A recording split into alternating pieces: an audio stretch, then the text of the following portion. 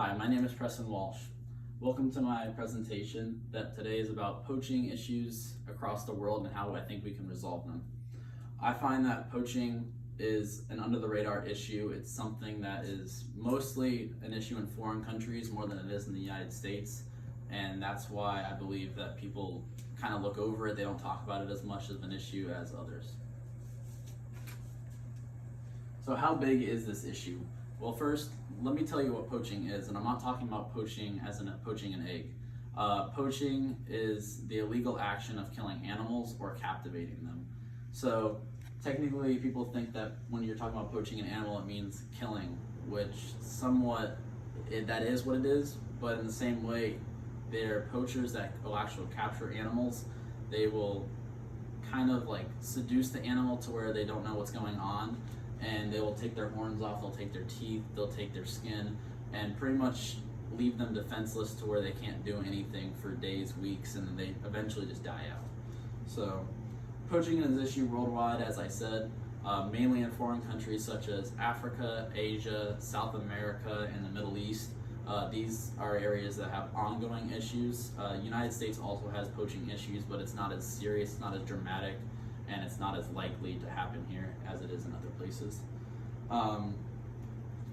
Main animals that are targeted in poaching would be tigers, elephants, rhinos, and pangolins.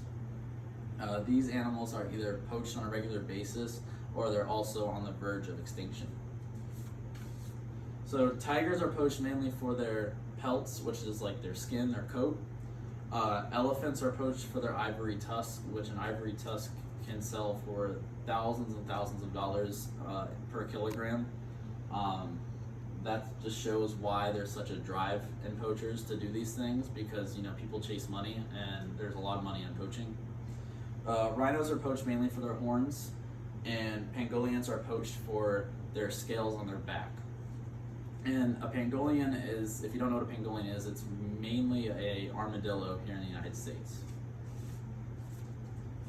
So what's a citizen scientist? So a citizen scientist is someone like you and me. It's everyday people that just have a passion or a drive to make a difference in something or do research in something. So anyone can be a citizen scientist. You can participate in any way possible. There's nothing that you really have to sign up for. You can go out there, and as you can see, there's 6 ways to be a citizen scientist right here in this picture. Monitor marine debris, watch for whales, be a sanctuary steward, which means like go into local areas like the Marine Science Center here locally in like Ponce Inlet. Just in those areas you can help by being a citizen scientist. So monitoring marine debris, anyone can do that. It's in a perfect area like Ormond Beach. We have so many beaches that we can track and monitor litter, and you can kind of see what kind of litter is in our beaches and in our oceans. So you can kind of separate it to where it's aluminum to plastic, and that's a great example of how you can be a citizen scientist, because you can help to turn this information into research centers to help monitor marine debris.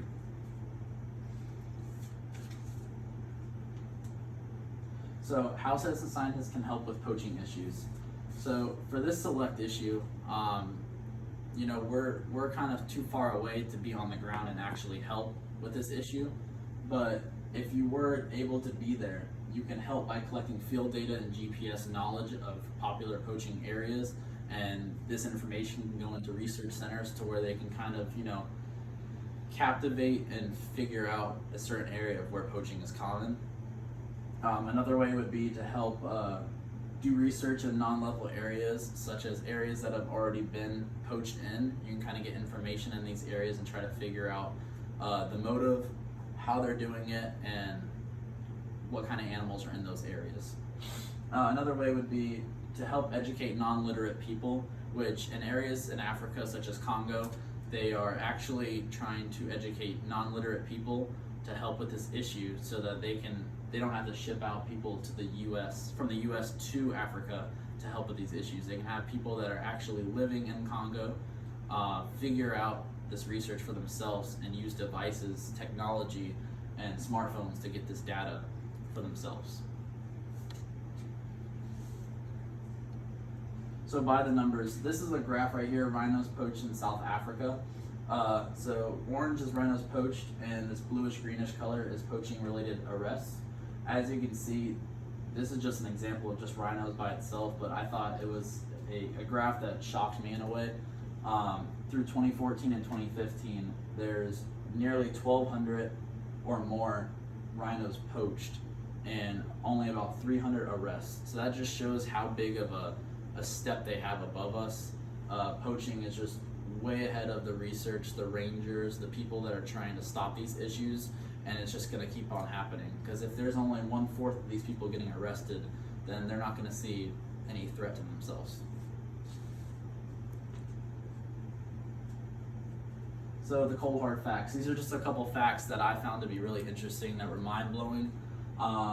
So according to the IRF, the International Ranger Foundation, since 2009, roughly 871 rangers and conservative research people have died. So these are people that literally are trying to make a change, trying to make a difference, and are being killed innocently by poachers that find them to be a threat. A rhino horn can earn a poacher $60,000 per kilogram on the black market alone. So that just shows, like I said earlier, why there's such a drive for these things. So visions for change. Poaching is a worldwide issue, and I find it to be something that needs to be educated more in schools. We don't really hear about poaching much. We hear about deforestation, we hear about ocean beach cleanups, we hear about global warming, we hear about pollution, but we don't really hear about poaching. And I think, like I said before, it's because it's in a foreign area more than it is in a local area. More monetization by Sky needs to occur, in my opinion, for there to be less deaths from non-level people that are just like you and me, that are just trying to make a change. So this last slide is the local impacts for a faraway cause. As I said, we can't really do much over here in the United States. So things that we can do here to make a change would be brands can be created, such as 4Ocean, for example.